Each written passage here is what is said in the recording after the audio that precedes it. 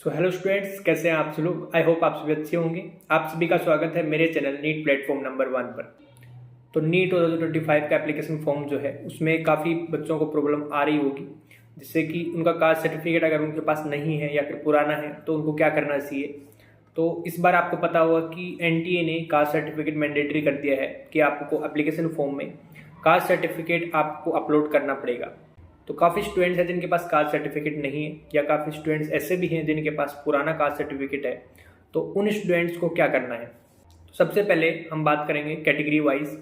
देखो, जनरल वालों को कोई कास्ट सर्टिफिकेट की ज़रूरत नहीं होती है क्योंकि उनको कोई रिजर्वेशन नहीं मिलता है। लेकिन ओबीसी, एसटी, एससी और पीडब्ल्यूडी जो कैंडिडेट हैं उनको कास्ट सर्टिफिकेट की रिक्वायरमेंट होती है, और इस बार एनटीए ने कंपलसरी कर दिया है। तो अगर आपके पास कास्ट सर्टिफिकेट नहीं है तो उस केस में आप क्या करें।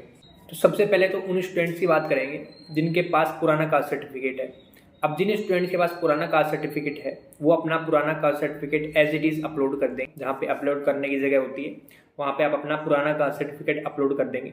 जिन स्टूडेंट्स के पास अभी न्यू जो कास्ट सर्टिफिकेट है वो अपना न्यू अपलोड कर देंगे। अब जिन स्टूडेंट्स के पास कास्ट सर्टिफिकेट नहीं है उनको क्या करना है। सबसे पहले तो आपको कास्ट सर्टिफिकेट के लिए अप्लाई करना है। जब आप ई मित्र पे जाओगे वहाँ पे आपको एक एप्लीकेशन फॉर्म देंगे कास्ट सर्टिफिकेट का, उसको आपको फिलअप करना है। उसमें सरपंच वगैरह के, आपके जो गवर्नमेंट टीचर होते हैं या फिर कोई गवर्नमेंट जॉब में होते हैं उनके साइन होंगे, तहसीलदार वगैरह के साइन होंगे। इस तरह से आपका कास्ट सर्टिफिकेट बनता है।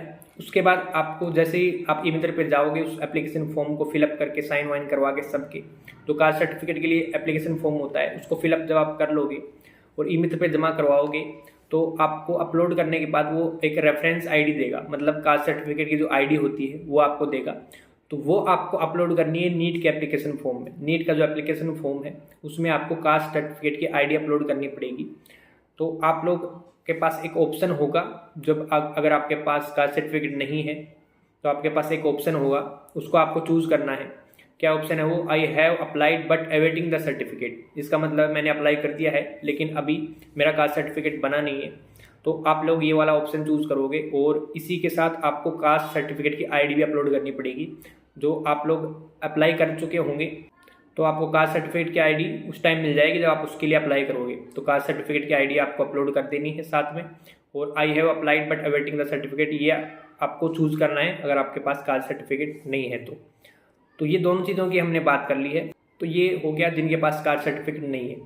अब जिनके पास पुराना कास्ट सर्टिफिकेट है वो अपना पुराना कास्ट सर्टिफिकेट अपलोड कर सकते हैं, चाहे स्टेट का हो चाहे सेंट्रल का हो। अभी आप लोग अपलोड कर सकते हो।